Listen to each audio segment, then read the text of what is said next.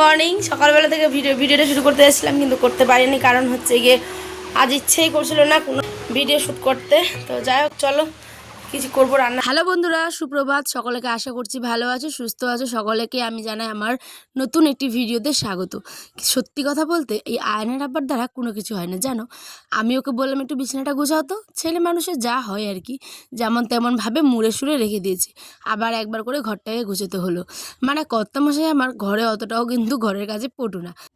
হাতের কাজগুলো এদিকে তাড়াহুড়ো করে শেষ করতে চাইছি, কারণ আজকে ব্লগটা এমনি থেকে মানে দেরিতে শুরু করেছি। আবার যাব সেন্টারে খিচুড়ি আনতে। ঘরের কাজ বলতে ঘর গোছানো, ঝাড় দেওয়া, এটাই তো আমাদের কাজ, তাই না। আর এই দিকে দেখো আয়নের খেলার সঙ্গে এসে কিন্তু দাঁড়িয়ে আছে, মানে আমার বড় শ্বশুরের নাতনি চানমুড়ি, ওই এসে কিন্তু এখানটায় দাঁড়িয়ে আছে, কারণ আয়নকে নিয়ে খেলতে যায় বলে। দেখো আয়ন কিন্তু চলে গেল ওর সাথে খেলতে, আর আমি এসেছি একটু কলপারে। এই কলপারটা কতদিন আসা হয় না, এখন মোটর যেহেতু হয়ে গেছে তাই আমরা সবাই মোটরেই কাজ করি।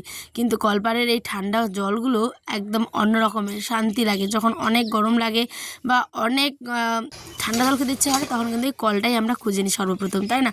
হাতটা এত ঠান্ডা হয়ে গেছিলো এই জলে যে কি বলবো, যারা গ্রামে থাকো কলের জল খাও তারাই বোঝো এর স্বাদ, তাই না।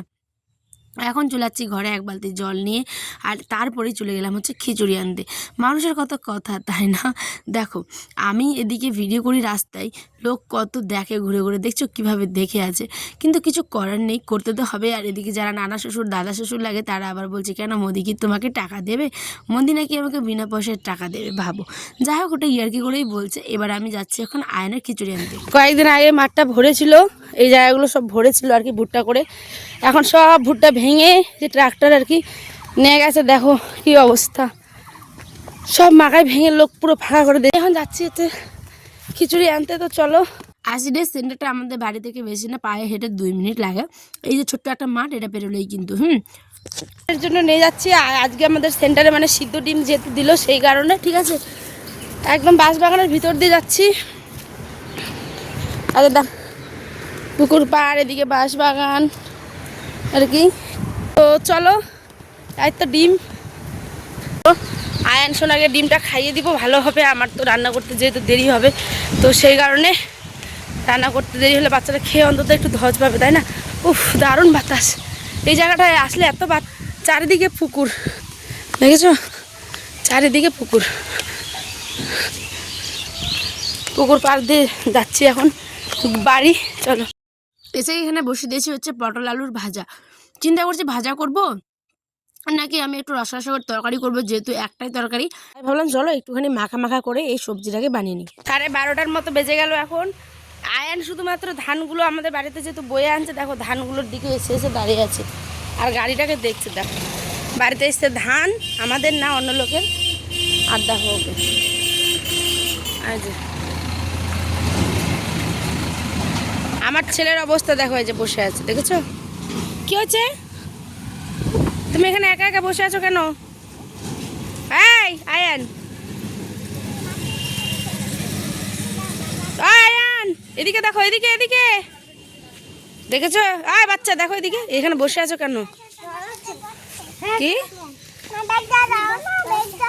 না, ব্যাগটা না, কে যাবে প্রাইভেটে? ওই কোনো মতো আসবে না এখন, বুঝতে পারলে, আসবে না। ও এখন ওখানে বসে থাকবে আয়ান শোনা।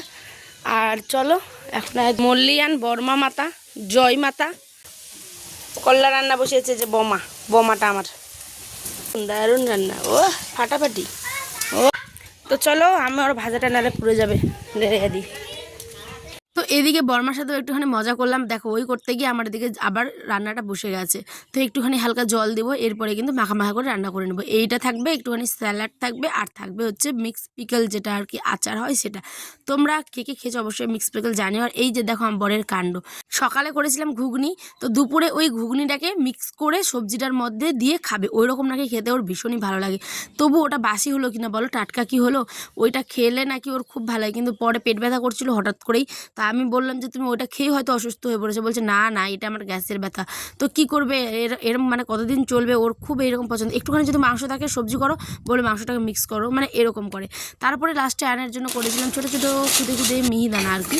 তো শুকনো খোলা এটা বিকেলে একটুখানি ভেজে নিচ্ছি। তারপরে জলের মধ্যে তেজপাতা, এলাচ ছিল না, বড় এলাচ ছোটো এলাচ কিছু ছিল না, ছিল হচ্ছে শুধুমাত্র কী বলো ওটা, লবঙ্গ, আর ছিল গোলমরিচ দিয়ে নিয়ে কিছুক্ষণে যে আঙুল ডুবিয়ে দেখলাম যে যতক্ষণ আমার হাতটা সহ্য করতে পারবে ঠিক অতটা পরিমাণ হলে পরেই আমি কিন্তু শুকনো খোলায় যেগুলো ভেজেছিলাম বুদিয়াগুলো ওগুলো দিয়ে দেবো।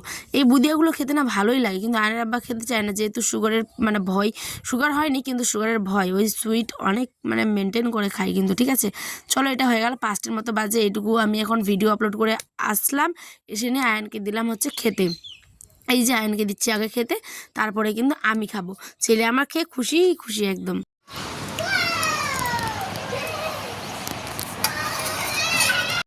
এবার চলো একটুখানি আমিও খাই, আমিও আর তর সইতে পারছি না। তো আমি একটুখানি এমনি খেয়ে দেখি আগে কেমন হয়েছে, তারপরে আমি একটুখানি মুড়ি দেখাবো। তোমরা কে কে মিহিদানা বা বুদিয়া বলো মুড়ি দিয়ে খেতে ভালোবাসো অবশ্যই জানিও। আর এই দিকে দেখো আমি কিন্তু বলতে বলতে নিয়ে নিয়েছি মুড়ি।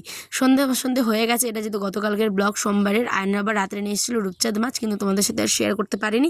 এদিকে বর্মা চলে গেছে রাত্রেবেলা, এই যে এদেরকে রেখে কোথায় যেন গল্প করতে না কাজে। তা আমি বললাম আয় আমার কাছে বসে একটুখানি গল্প কর, তারপরে ওদেরকে দিলাম।